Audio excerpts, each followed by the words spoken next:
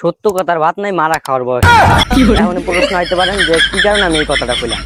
কথাটা হলো গতকালকে আরটিভি নিউজ ইশরাককে মেয়র ঘোষণা করার পরে এবার এমপি পদ ফেরত চাইলেন হিরো আলম।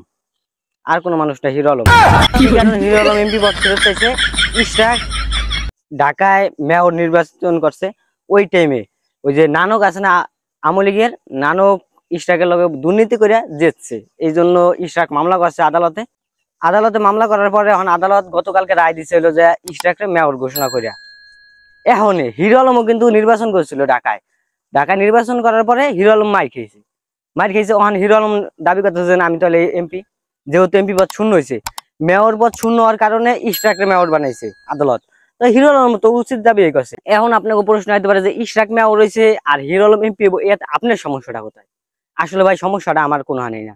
সমস্যা হলো যে আমার বন্ধুর। গতকালকে আমার বন্ধু কইতেছে যে ওর গার্লফ্রেন্ড 3 বছর আগে বিয়ে হয়ে গেছে। এখন ওই ওর গার্লফ্রেন্ডের আবার একটা বাচ্চাও আছে 1 বছরের। ওখানে কইতাছে ওই বাচ্চার বাপ ওর কথা আসলো।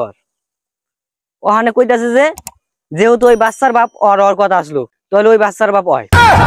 বাচ্চার বাপ দাবি করতেছে। দেখেন দেশটা কোন জায়গায় গেলে এরকম একটা ঘটনা ঘটতে পারে। বিএনপি সব সময় কয় কি যে অনির্বাচিত সরকার ডক্টর ইউনূসকে জনগণ বেশি দিন মেনে নিব না। এটা আমার কথা না, মির্জা ফখরুলের কথা, এবার আমির খসরু মাহমুদের কথা, আরো অনেক অনেক বড় বড় নেতাকর্মীর কথা, বিশেষ করে দুদু শামসুজ্জামান দুদু এও কইছে। 3-4 জনের কথা যে অনির্বাচিত সরকারকে জনগণ বেশি দিন মেনে নিব না। তাহলে এই যে ইশরাক যে মেয়র হইলো, এই মেয়রটা কোন নির্বাচনে তো ইশরাক হয়েছে? আমার প্রশ্ন এটা। এখন কইতে পারেন যে আদালতে রায় দিছে, এটার উপরে আবার আপনি কথা কইতেন কেমনি? আরে ভাই নির্বাচিত বাদ দে, এই যে লোকগুলো এটা ক্ষমতায় বহাইতেছে, এটা কেমনে বহাইতেছে? অন্তর্বর্তীকালীন সরকার গঠন করছে, যদি কোন রাজনৈতিক দলের ব্যক্তিরে না নিয়া নিরপেক্ষ একজন ব্যক্তিরে দিয়ে এই জায়গায় মেয়র ঘোষণা করতো, তাইলে আমার কোনো সমস্যা ছিল না। রাজনৈতিক ব্যক্তিরে মেয়র ঘোষণা করছে। এখন এই যে হিরো আলম যেন দাবি করছে যে হিরো আলম এমপি বানাই দেবো, হিরো আলমের দাবি হতো যৌক্তিক। কারণ হিরো আলমের মতো যদি এমপি হয় তাহলে আমাকে কি করতে হবো? উল্লে সং হতে হইব। এরপরে কয়দিন পরে টিকটকাররা দেখতে হবে যেন দাবি কথা আছে যে আমাকে ইউটিউবারের মর্যাদা দিতে হইব। টিকটকাররা কদিন পর দাবি করবো যেন আমাদের ইউটিউবারের মর্যাদা দিতে হইব।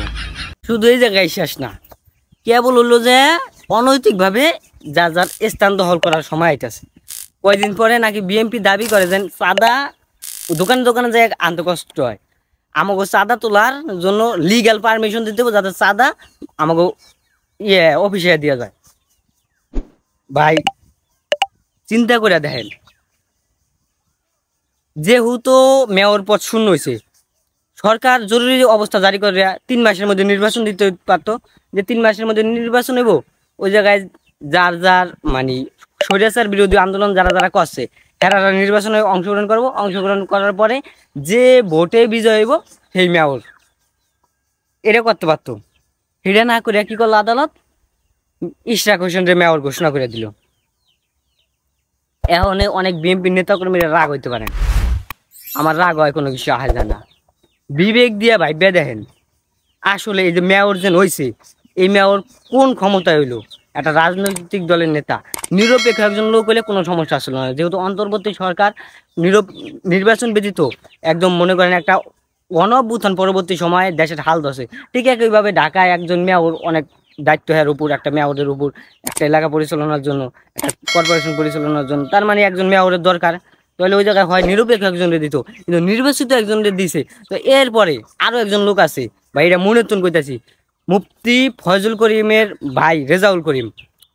এর আগে ওই যে বরিশালে যে কোনো একটা নির্বাচন করছিল, নাক ফাড়াই লেছে, ওই বেড়ায় তো নির্বাচনে বিজয় হইতো, তাহলে ওই বেড়ার পটটা ফেরত দেব। হুজুররা যদি কোনো হানি কথা যায় হেলে আপনাকে সমস্যা পেট বিষ।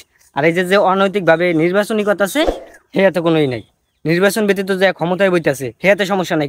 এখন বিএনপি দেই ফুলের মালা নিয়ে যায়, আবার ওই যে রুহুল কবির রিজভী কয় ইশরাক হোসেন স্বৈরাচার বিরোধী আন্দোলনে কঠোর ভূমিকা পালন করছে। নিজের বেলায় যে টাইমে 16 আনা হয়েছে সেই টাইমে খুশি। আমি এখন দাবি জানাইতেছি আমার পক্ষে, তো আপনাদের কি দাবি তা জানি না।